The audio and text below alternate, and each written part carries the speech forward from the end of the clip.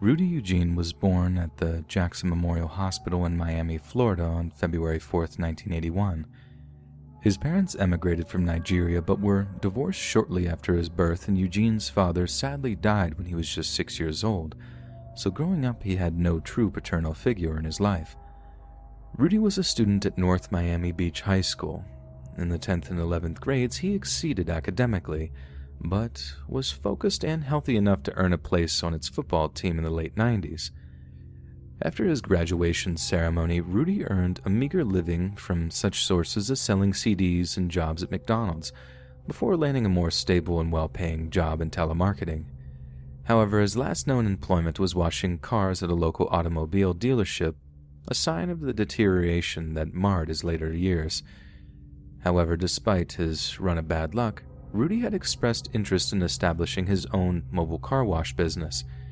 Every Sunday during his boyhood, Rudy accompanied his family to the Bethel Evangelical Baptist Church. His mother had hoped that, since there was no fatherly role model in his life, that religion might fill the void in Rudy's moral landscape. And for a while, it worked. But that moral stability was not to last. By the age of just 16 years old, Rudy had been arrested a total of 8 times for offenses ranging from possession of marijuana to assault. At one point, he was even taken into police custody for a domestic abuse incident involving his own mother. He had smashed a table, destroyed household items, and even laid hands on his mother, shoving her around and telling her, "I'll put a gun to your head and kill you." The incident home led to him serving an extended probation for resisting an officer without violence. Despite the instability of his early years, Rudy managed to get married in 2005, marrying his longtime girlfriend before the pair moved in together. However, the marriage only lasted 3 years before a series of domestic abuse caused his wife to file for divorce in late 2007, one that was eventually granted on January 8, 2008. His wife had cited his abusive and violent nature and told a judge that it was the reason she had been so reluctant to commit to having children with him, having refused the suggestion multiple times before she could find it in herself to divorce him. The pair never reconciled, nor did they stay in touch, and remained estranged right up to the incident that became nationwide news and put Rudy's face on the TV screens of Americans everywhere for some incredibly disturbing reasons. Rudy was 31 years old in May of 2012 when he drove down to Miami Beach to participate in Urban Beach Week. He was driving a purple Chevrolet Caprice, which began to break down at some point, at which time he pulled over to the side of the road. According to footage taken from security cameras, Rudy spent 30 to 40 minutes attempting ineffective repairs before he eventually abandoned the vehicle around noon. It's then that Rudy's behavior takes a bizarre turn. He begins to move west, crossing the 3-mile length of MacArthur Causeway, tossing away his driver's license before beginning to take his clothes off. Multiple eyewitnesses saw him doing this, but naturally were disturbed by his weird behavior that they didn't attempt any kind of confrontation. Miami Beach police officers eventually discovered the abandoned Caprice. Although they were confused by its presence at the side of the road and the absence of a driver, they didn't treat the incident as particularly suspicious and simply towed the vehicle to a local impound lot. Inside the car, officers found that there was a Bible, along with 5 empty water bottles, with a receipt that made it clear that they had been bought earlier that day. Whatever Rudy Eugene was doing, it sure made for thirsty work. By the time that the cops had impounded Rudy's car, Rudy Eugene was walking around southern Florida in the early afternoon completely naked. He'd even taken off and thrown away his shoes and socks and was seemingly unbothered by the discomfort of walking around the hot roads and gravelly side roads in his completely bare feet. Then, around 1:55 p.m., Rudy bumped into Ronald Popo, a 65-year-old homeless man who had been lying beneath the elevated Metro Mover People Mover viaduct near the headquarters of the Miami Herald in the Arts and Entertainment District neighborhood of downtown Miami. Ronald was raised in Brooklyn, New York, where he actually attended Manhattan's esteemed Stuyvesant High School. After he graduated, Ronald enrolled at the nearby City College, but dropped out in 1966 before becoming part of the burgeoning hippie movement, officially becoming homeless in the mid-70s. Just days prior to meeting Rudy Eugene, Ronald had been offered assistance by the Miami-Dade County Homeless Trust, but he had refused. It seems he was something of a free spirit, proud of being self-reliant and unwilling to submit himself to the mercies of the local government. Ronald must have been extremely surprised to see a completely naked man approaching him, but there could have been no possible way he could have foreseen what was about to happen. Ronald made eye contact with Rudy, greeting him nervously. Then, out of nowhere, Rudy accused him of stealing his Bible. Ronald denied doing so in utter confusion, but Rudy went on a rant about how it didn't matter and that they were both going to die. Then, without another word, Rudy began to brutally attack the elderly homeless man without so much as an ounce of provocation. He beat him mercilessly, then bizarrely began to try to strip Ronald of his pants, who became terrified that the naked man's intentions were to indecently assault him, when in reality, the direction the attack would take was far, far worse. In the middle of the attack, Rudy Eugene mounted Ronald Popo, pinned him to the ground, and began to bite his face. He locked his teeth into the man's flesh and began to rip and tear over and over again, pulling off chunks of flesh and spitting them out, using his teeth as pure offensive weaponry. A man named Larry Vega, who happened to be riding a bicycle near to the scene, was horrified when he saw the attack unfolding and immediately called 911. The phone call was so frantic and terrifying that it only took a matter of minutes for Miami PD officer Jose Ramirez to arrive on the scene. What greeted him was like something out of a zombie horror movie. A man cannibalizing another man's face, blood pouring from both the victim's head and the mouth of the wild-eyed, stark-naked aggressor. Officer Ramirez pulled out his service pistol, aimed it towards Rudy Eugene, and screamed at him to show him his hands. Eugene turned, blood soaked his face. His eyes filled with rage and madness, and actually growled at the police officer before resuming his attack on the already savaged Popo. Then at 2:13 p.m., Officer Ramirez fired his first shot at Rudy Eugene, who shockingly enough barely reacted to the 9mm bullet penetrating his body. He actually carried on biting Ronald Popo, tearing at his flesh and continuing to growl until the police officer fired 4 more shots, killing Eugene and ending the vicious assault. Ronald Popo then was rushed to the nearby Jackson Memorial Hospital in a horrendously serious, life-threatening condition. In his interviews with police following the attack, Popo thanked Officer Ramirez personally for saving his life. It was reported afterward that around 80% of the facial flesh above his beard was missing, and that his left eye had been gouged out and eaten by his rabid attacker. Popo lost his eyebrows, his nose, parts of his forehead and cheek. Doctors undertook hours upon hours of highly advanced facial reconstruction surgeries over the course of 3 months, but they couldn't save Ronald's eyesight, and he remained permanently disfigured. His plight reached social media, and a crowdfund was set up that since raised over $100,000 to help with surgery costs and other expenses. As a result, he was granted permission to stay at the medical facility indefinitely. Following his intensive course of rehabilitation, Ronald put on 50 pounds of weight and had to relearn how to dress, feed himself, shower, and shave as a result of such extensive and permanent wounds. At the time of the attack, Popo's family, including his daughter, had not heard from him in over 30 years. During that time, they assumed that Ronald was dead, strongly suspecting that he had ended his own life due to his past troubles with depression and substance abuse. They actually discovered he was still alive as a result of the attack, and naturally the whole thing came as a huge shock to them. Popo has since completed treatment and was last residing in a Medicaid facility. He received nutritional and occupational therapy and took up learning the guitar as a way to cope with the trauma of the incident. As for Rudy Eugene, the reasons for his behavior have remained shrouded in mystery. Despite the autopsy on his body revealing no human flesh in his stomach, a number of undigested pills were discovered that pathologists were completely unable to identify. Although spokespeople for law enforcement had released statements saying that the street drug bath salts might have been to blame for Eugene's behavior, initial toxicology reports showed that there was only the presence of cannabis in his bloodstream. However, investigators didn't necessarily find the negative results entirely conclusive.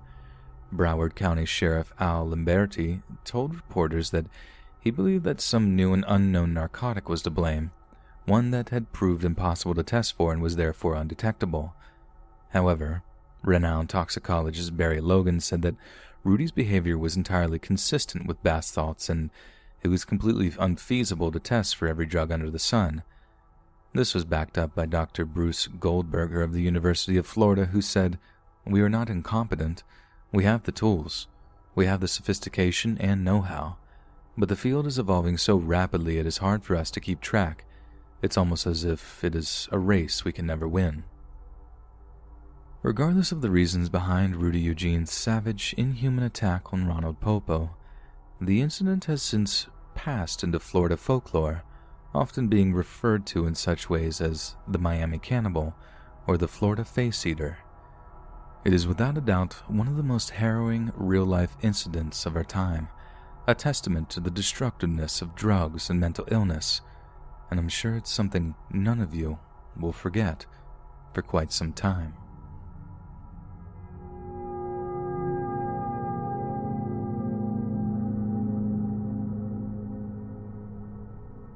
So I live with my mom and dad here in Escambia County here in Florida.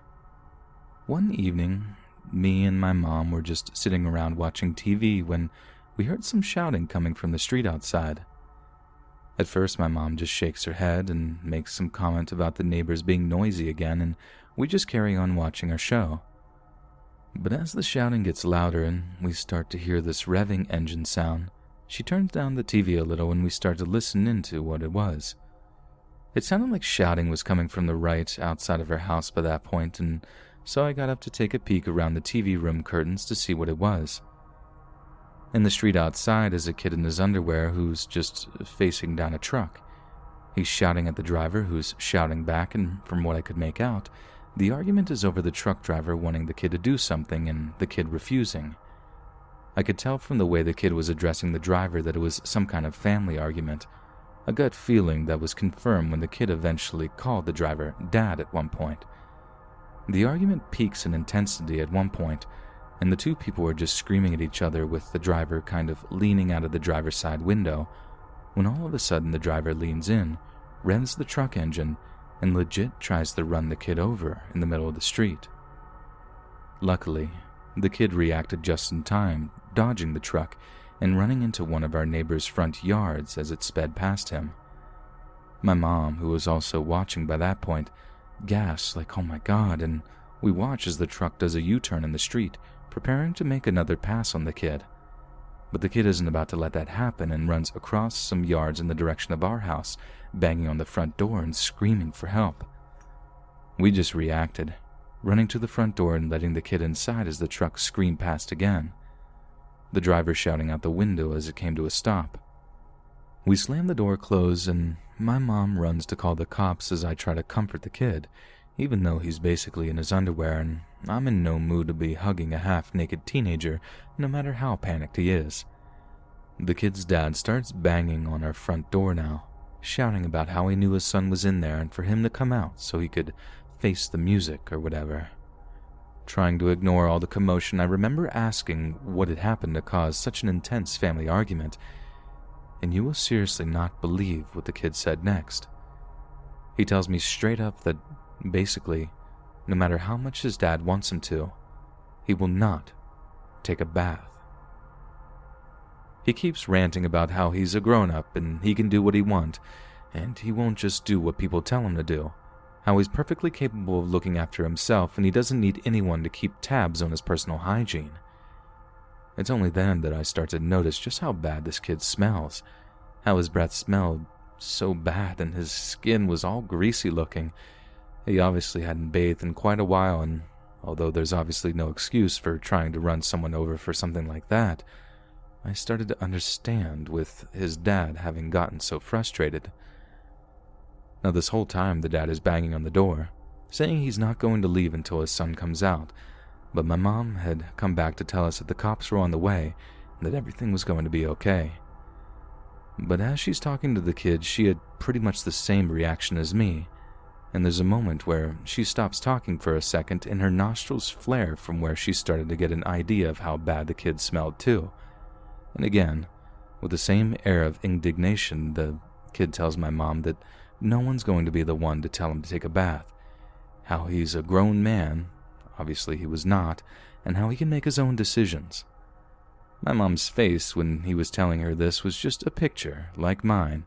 She could literally not believe what she was hearing, nor could she believe the kind of situation we had gotten ourselves into. Eventually, the cops showed up and tried to talk to the dad as he was screaming profanities at our front door. We watched from the window as he gets into a seriously heated argument with them, to the point that they had to wrestle him to the ground before they detained him. This gave us an opportunity to talk to the cops ourselves, and as crazy as the whole situation was, we had to tell them the truth of the matter, that the dad had actually tried to run his kid over, which was basically attempted murder. Naturally, the cops agreed and arrested the guy, but not before asking him if he had in fact tried to run his own kid over. The guy's all like, "He's my son. My son. I'll raise him how I want, and if he doesn't do what I tell him, I'ma whip him." Basically confirming that he had tried to hit him with his truck. He was slurring his words the whole time, and it hit me at one point that this guy was pretty drunk from the way he was shouting and slurring at the cops. Definitely not a wise move on his part. And that was all the cops needed apparently, so they put him in the back of the patrol car and took him to jail. That was most definitely one of the craziest things that's ever happened to me. And I suppose it doesn't help the whole Florida man thing that a guy might try to run over his kid for not having taken a bath. I suppose given the behavior of his kid, that this might be more like a Florida men story or like a Florida family story, but I promise, not everyone here is totally crazy, no matter how much the media makes out that we're all just nuts. But saying that, since I moved out of state for college, it's definitely something that I've noticed about living further up in the East Coast.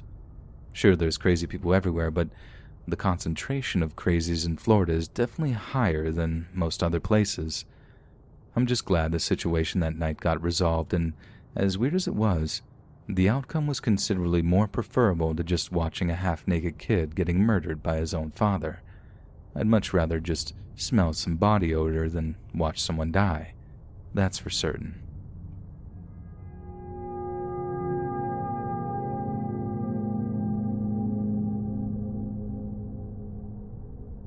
The history of humans keeping animals as pets is a rich and storied tale, with some archaeologists suggesting that human ownership of dogs as pets may date back to at least 12,000 years ago.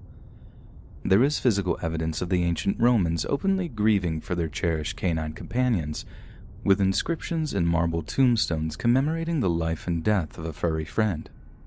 Those who rode war horses into battle also developed a deep bond with their mounts, often becoming as famous as their owners, such as Alexander the Great's beloved Bucephalus. The ancient Egyptians were known to keep even more exotic animals such as lions or baboons as pets, and as time progressed, mankind's collection of animal companions only grew larger, stranger, and indisputably more deadly, culminating in one Florida man who would live to regret his choice of animal acquaintance in a big, big way.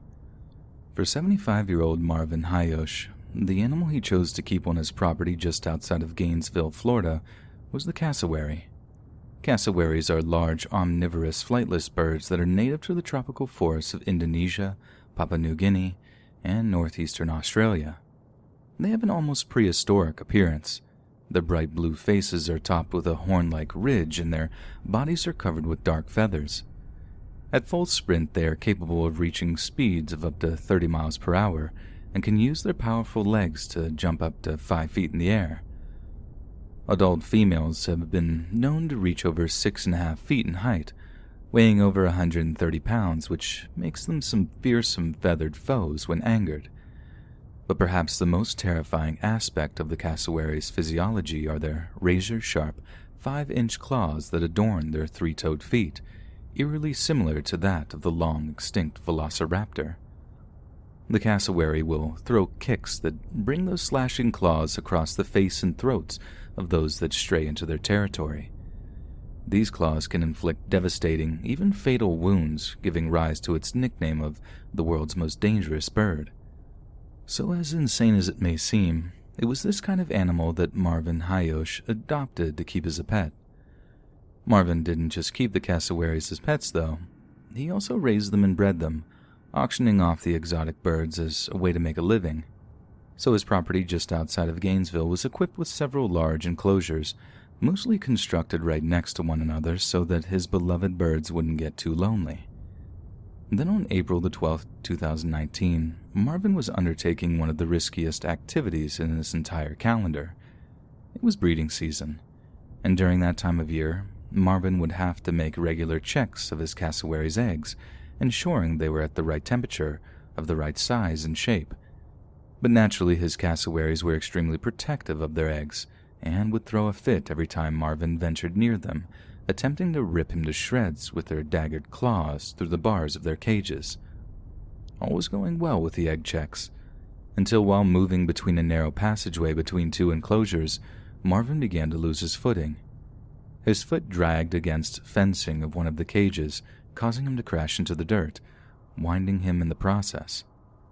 Marvin lay there for a moment catching his breath, but before he could bring himself to his feet, he felt an intense pain on the back of his neck.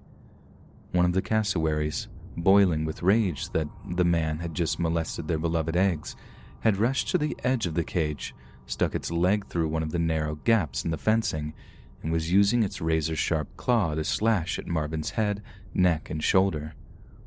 Marvin tried to use his hand to cover himself, but the cassowary slashed them so deep that it exposed the bones in his fingers. He tried to bring himself to his feet, but the sheer force of the bird's blows sent him crashing down into the dirt again, and when he tried to crawl away down the long, narrow passageway, the cassowary simply followed him, sticking its legs through the gaps in the fencing as it continued its vicious, visceral attack. All Marvin could do was scream and scream and scream.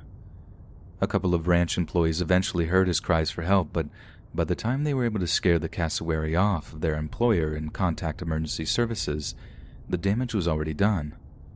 Marvin had more than a dozen lacerations across his face, neck, back, abdomen, thighs, legs, and right arm, including catastrophic damage to his brachial artery, the major blood vessel of the upper arm. Emergency workers rushed to try and retrieve his bleeding, dying body, but were unable to do so for quite some time as the cassowary that had attacked Marvin also tried to injure them too. In the end, Marvin was transported to a nearby hospital, but died of blood loss after being admitted. Paramedics found him unresponsive and barely breathing when they began treating him a mere 14 minutes after the attack was thought to have commenced. Twice over the next 28 minutes, as paramedics applied chest compressions, Marvin's pulse didn't register, and eventually it gave out altogether.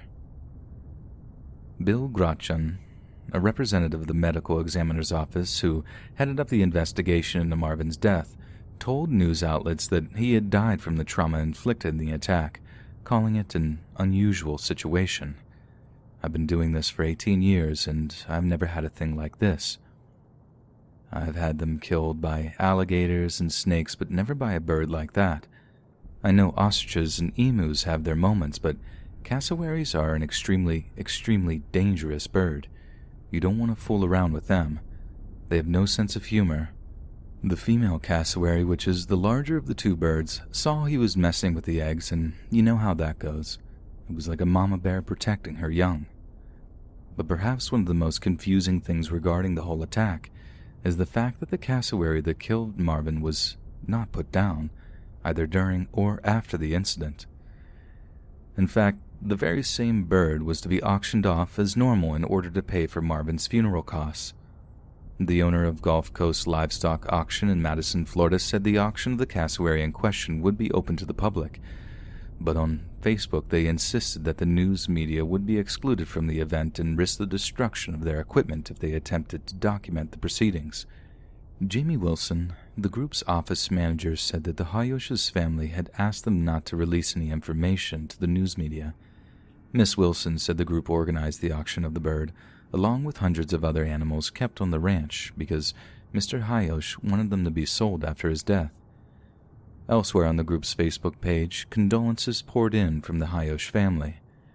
A video posted there showed a man identified as Mr. Hayosh riding a camel in a gravel parking lot under a cloud sky in February of 2018, something one might typically expect of a Florida man.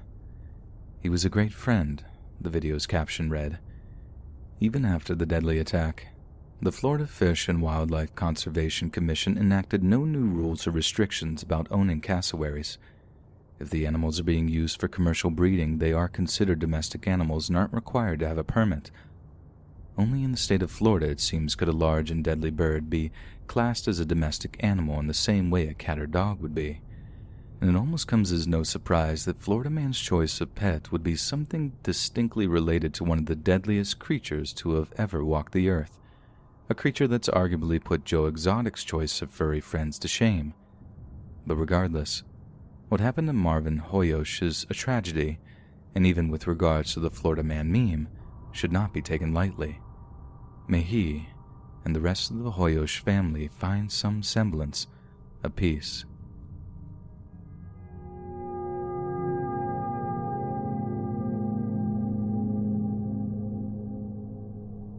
What exactly is it that makes Florida Man act the way he does?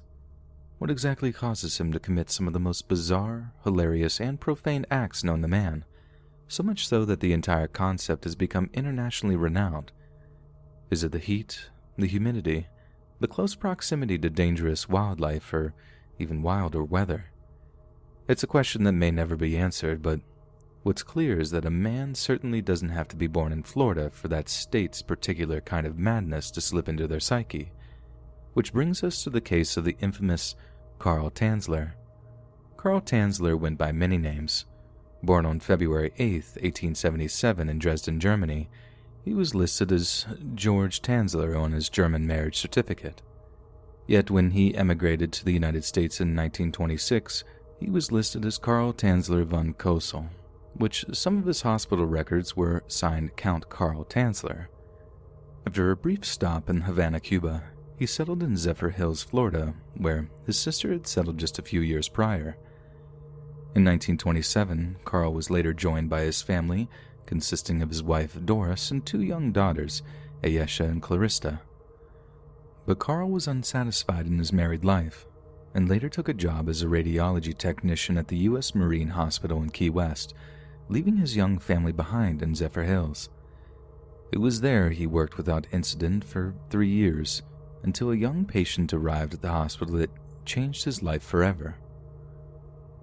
Ilana Milagro de Hoyos was a young Cuban-American woman who spent most of her life in Miami. But in April of 1930, Ilana complained of feeling unwell and, after seeing a doctor in Miami, was referred to the radiology department in Key West. Her appointment was scheduled for April 22nd, and it was that fateful day that brought her to first meeting with Carl Tanzler. The moment he laid eyes on her, Carl was smitten, and throughout the course of his initial examination of her, he found himself falling madly in love. Yet he was completely heartbroken to discover that Ilana was suffering from tuberculosis, a disease that was almost invariably fatal at the time of her diagnosis. Tanzler tried everything he could to save her life, using all of his medical knowledge along with a variety of treatments, medicines, X-ray, and electrical equipment, some of which he personally transported to Ilana's home. In the last days of her life, Carl showered Ilana with gifts. He brought her flowers, jewelry, clothes, and chocolates, each time declaring his undying love for her. It could have been the case that he believed that such affection would give her the will to fight her affliction, but his efforts, both personally and professionally, proved to be in vain. On October 25, 1931, Ilana de Hoyos died of tuberculosis at her parents' Key West home. Carl Tanzler paid for her funeral and then sought permission from her family to have a lavish above-ground mausoleum built in a Key West cemetery. The family was bemused by his unrequited adoration for their young daughter, but did not refuse the request. And so, Tanzler essentially had a shrine constructed to Ilana, one that he visited almost every night for 2 years, weeping openly at her gravesite as he mourned the loss of the love of his life. But Tanzler's love for Ilana, combined with his deep, boundless sense of loss, twisted and distorted his grief into something much darker.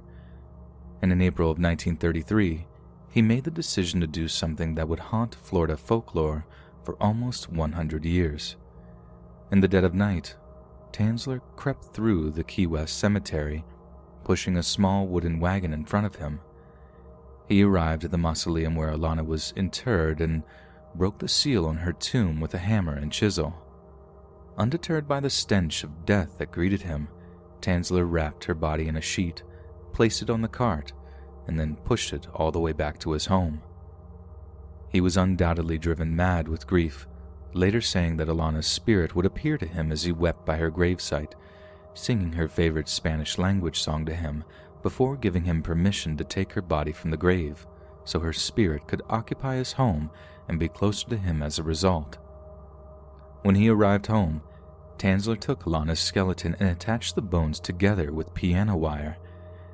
He had also taken the time to pick out a pair of glass eyes with irises of the same brown shade that Alana had, slotting them into her and gluing them into place.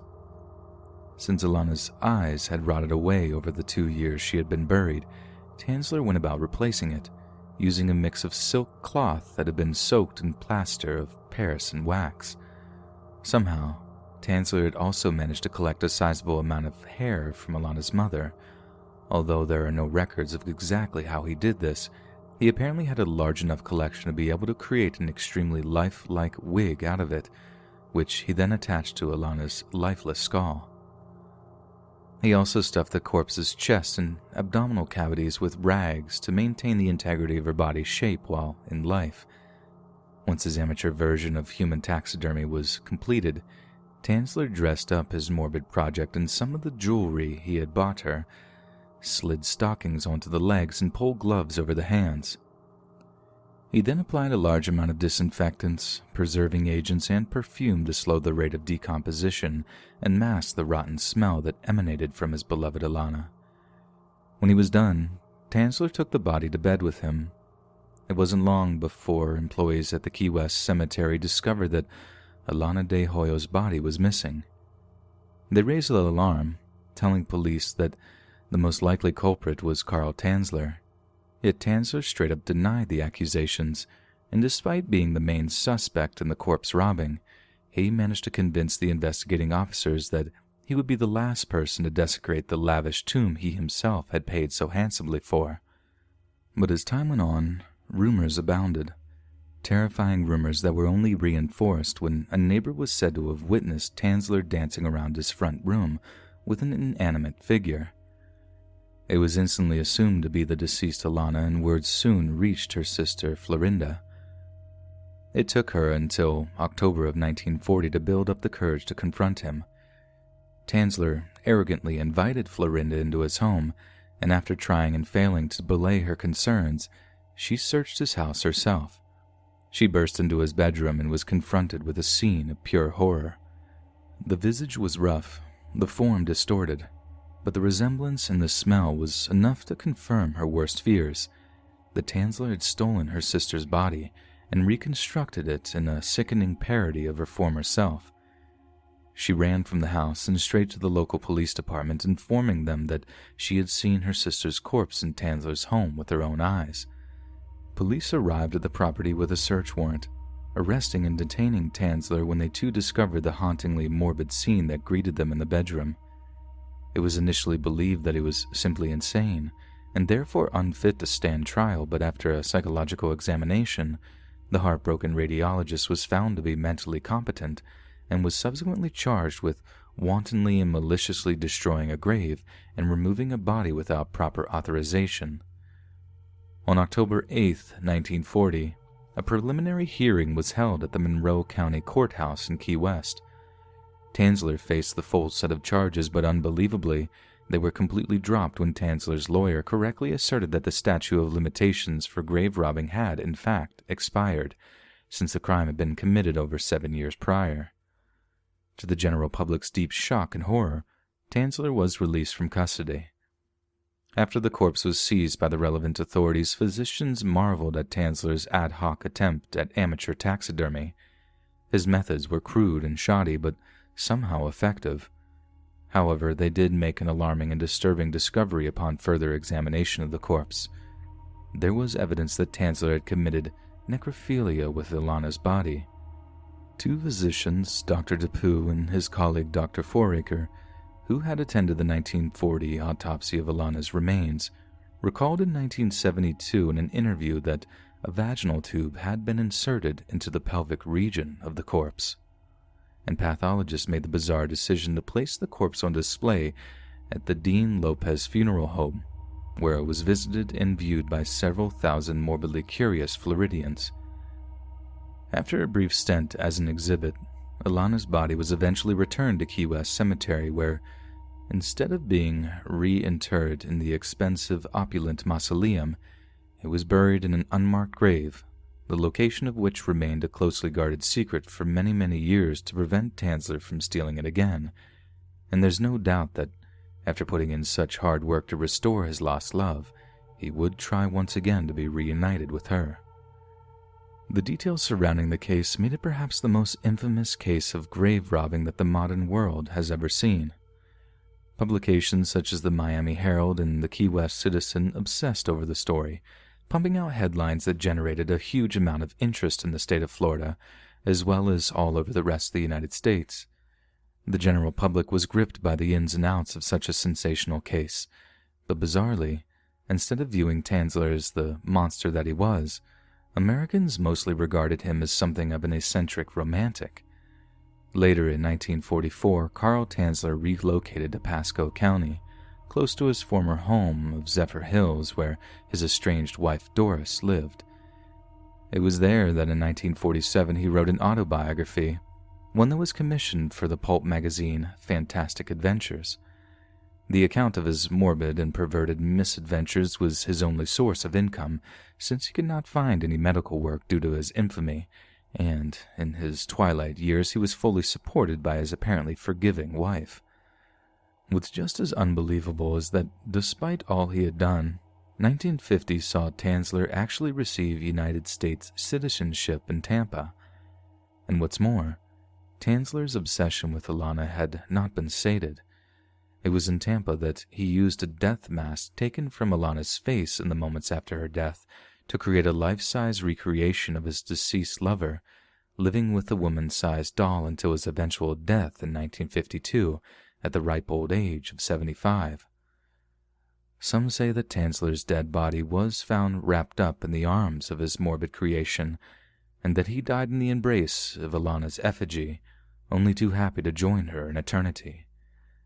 But there are some who even claim that Tanzler secretly had the bodies switched, so that when he passed away, he did so while in the grip of the real Alana's corpse. Regardless of the final truth of the matter, we can safely conclude that Carl Tanzler was a dangerously insane person, one that had showed no signs of madness until he had graced the shores of the Sunshine State. So as the question remains, what is it that makes a Florida man act the way he does? Perhaps in Carl Tanzler's case, it was something deep in the psychosphere that seeped into his consciousness, something that made a harmless infatuation morph into something truly disturbing and haunting. And perhaps it is this same toxic presence that continues to infect the minds of Florida's population, both male and female, even to this day.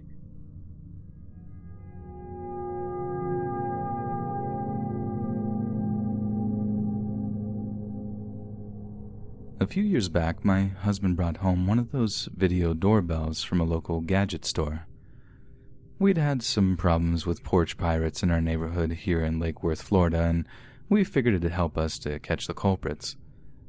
The whole thing with the video doorbell was that as soon as anyone steps onto the porch, the built-in camera started to record.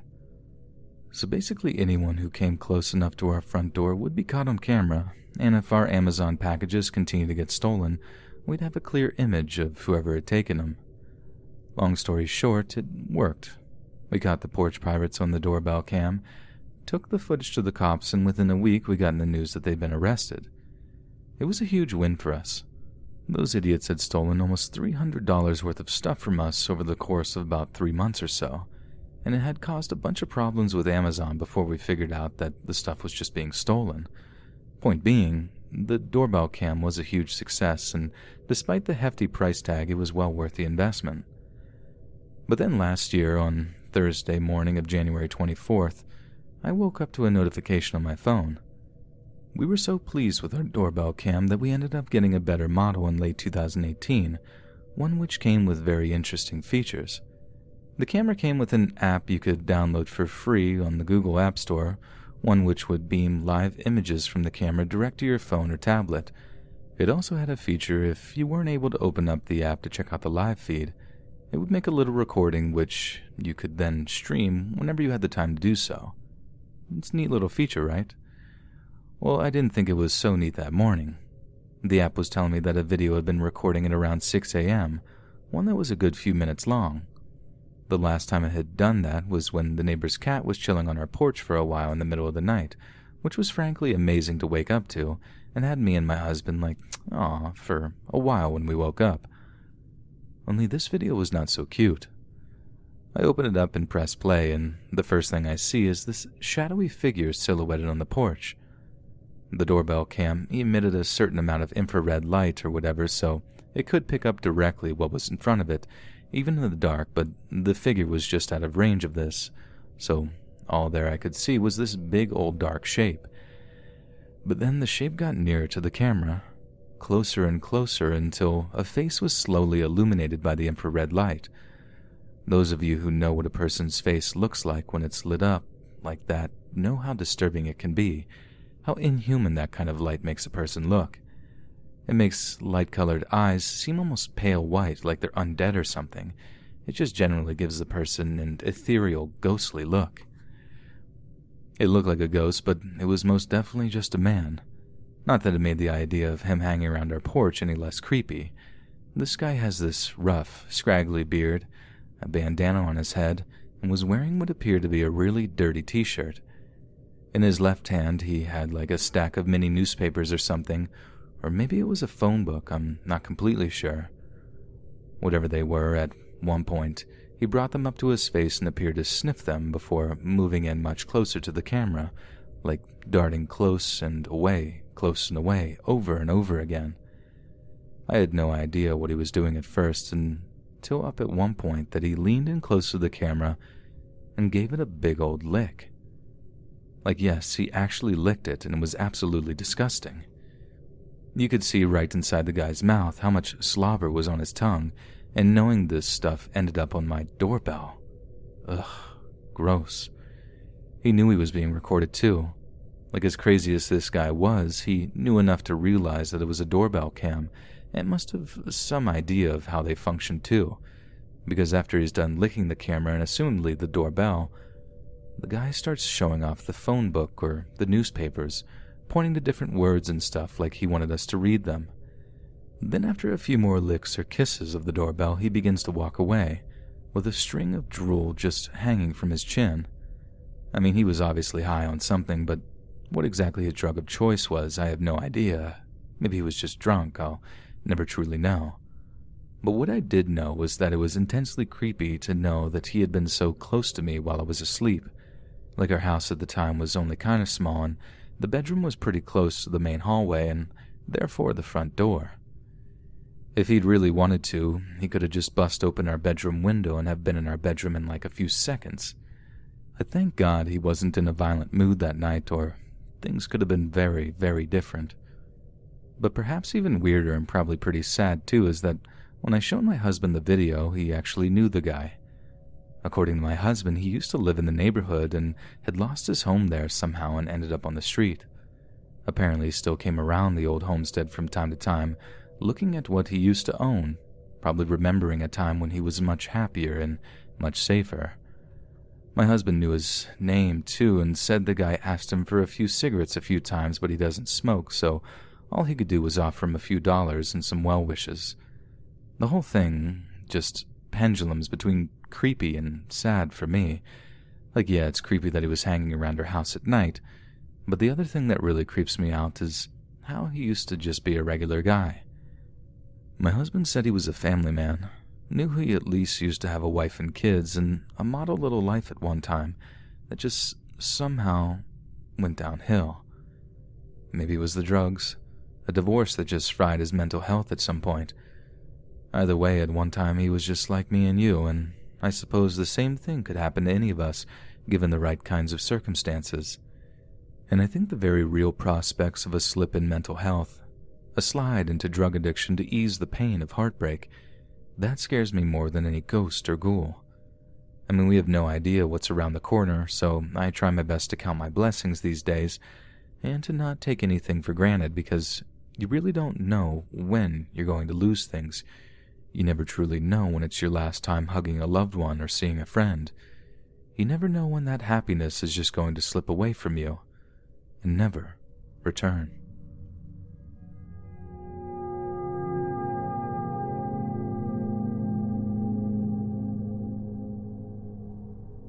So back when I was a kid, growing up in Jacksonville in Florida, I used to do a lot of skateboarding.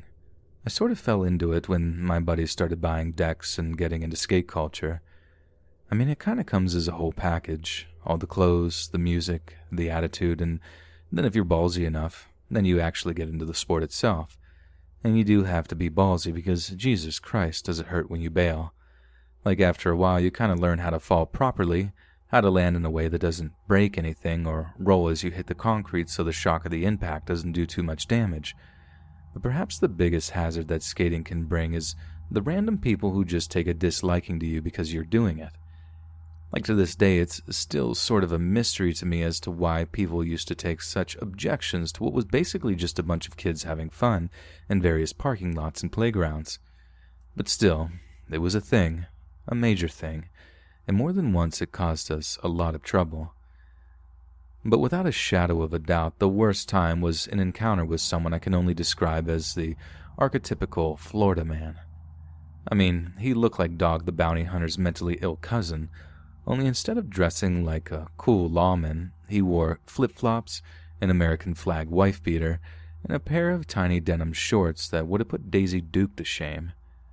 We were skating in an empty section of a strip mall parking lot one Saturday afternoon, just doing our usual thing of trying to master our ollies and attempt the old kickflip. The entire parking lot was mostly empty, and anyone who drove into it tended to park well away from us, just out of courtesy, I suppose. But Dog's cousin drives his truck all the way down the empty lot, just to park up right next to us, right in the way of where we were trying to skate. We can immediately sense the passive-aggressive nature of this, and it puts on a damper on the whole mood. One moment we're all nailing our ollies, the next we're just stood there in line, decks in hand, watching this guy back his truck into a parking space. The guy then gets out, stares us down, and says something like, "You know you kids can't do that here." We argue back a little. The guy curses us out, then walks off to pick something up from one of the stores at the strip mall. There's a little more in the way of dirty looks and cursing when he walks back to his truck, but after he drives off, we're back to enjoying ourselves. Then like half an hour later, we see the same truck pulling into the parking lot again, only this time, we can really sense a confrontation coming. The dude doesn't bother pulling into a space this time, though. Dog's cousin jumps out after stopping his truck, like, directly in front of us. He's cursing us out even harsher than last time, telling us he's about to teach us a lesson in respect and all this other boomer stuff. Then he walks to the back seat of his truck, pulls them open, and we start getting ready to run, thinking he's about to pull out some kind of weapon or something, which he kind of did. Only it most definitely wasn't the kind of weapon we were expecting. Because out of the back seat of his car, he pulls out a freaking gator. Yup, a North American alligator. He's walking towards us with this thing in his arms, like it wasn't huge, but it was a gator. I don't care how big it was. Anything larger than a baby scares the life out of me, and then he's like putting his hand on the muzzle that was sealing that thing's mouth shut, like he's ready to whip it off and just hurl the gator right at us. We obviously didn't stick around to find out. But only in Florida can a guy just drive around with a gator in the backseat of his truck. And only in Florida is a gator classed as a freaking melee weapon. Hey friends, thanks for listening. Click that notification bell to be alerted of all future narrations. If you got a story, be sure to submit them to my subreddit, r/letsreadofficial, and give and receive feedback from the community, and maybe even hear your story featured on the next video. and join my Discord to interact with me and other listeners directly. And if you want to support me even more, grab early access to all future narrations for just $1 a month on Patreon, and maybe even pick up some Let's Read merch on Spreadshirt. And check out the Let's Read podcast, where you can hear all these stories in long compilation form and save huge on data, located anywhere you listen to podcasts. Links in the bio. Thanks so much, friends, and see you later, alligators.